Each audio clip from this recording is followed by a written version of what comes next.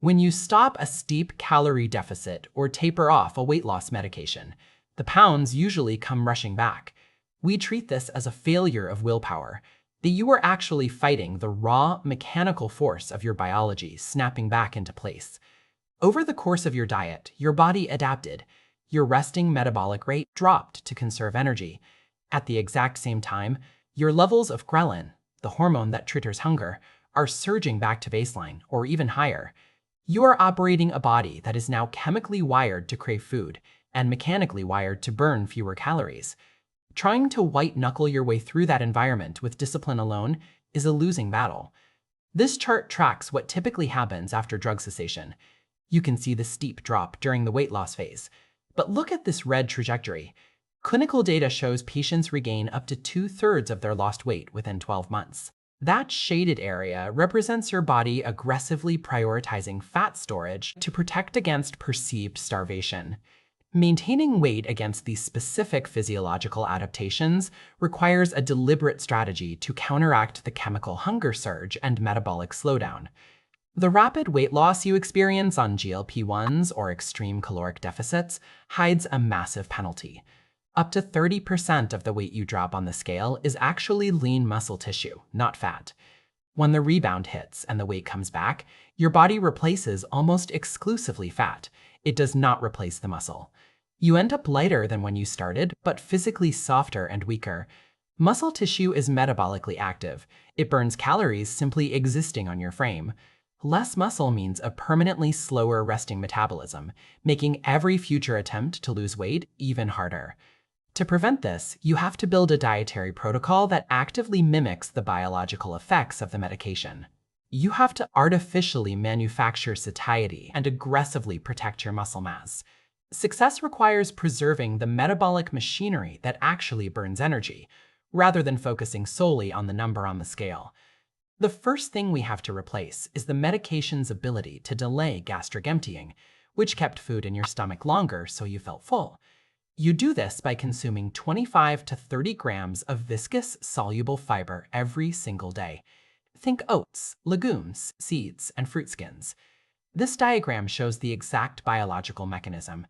Soluble fiber absorbs water inside your digestive tract, creating a dense, gel-like consistency that physically stretches your stomach walls outward. That physical stretch activates mechanoreceptors in the stomach. These signal your body to secrete endogenous GLP-1, your built-in weight loss drug, blocking the ghrelin surge and telling your brain you are full. The trade-off is physical friction. You are replacing easily digested carbohydrates with high-volume, heavy foods. As your gut microbiome adapts to this load, you will likely experience temporary gastrointestinal distress and bloating. Enduring that initial discomfort to achieve mechanical fullness is the only reliable way to biologically quiet the food noise in your head without a weekly injection. Next, we have to stop your body from cannibalizing its own muscle for energy. This requires strict manipulation of when and how you eat protein. You need 1.2 to 2.4 grams of protein per kilogram of body weight, but the total daily amount isn't enough on its own. It must be rigidly divided into distinct meals containing 30 to 40 grams of protein each. Look at this threshold graph. Eating small amounts of protein throughout the day, like a handful of almonds or a small yogurt, creates these tiny spikes. They never reach the activation line required to tell your body to preserve muscle. Initiating muscle protein synthesis requires a concentrated hit of about 2.5 to 3 grams of the amino acid leucine. You only get that specific dose by eating 30 or more grams of high-quality protein in a single sitting. This eliminates the convenience of grazing.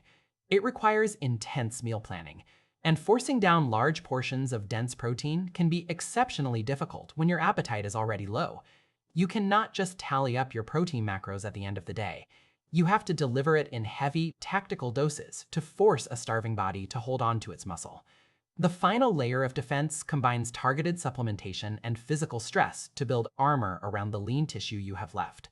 First is creatine monohydrate at 3 to 5 grams daily. It preserves your cellular energy, ATP, acting as a performance buffer so you can maintain high-intensity workouts even when your overall calories are heavily restricted.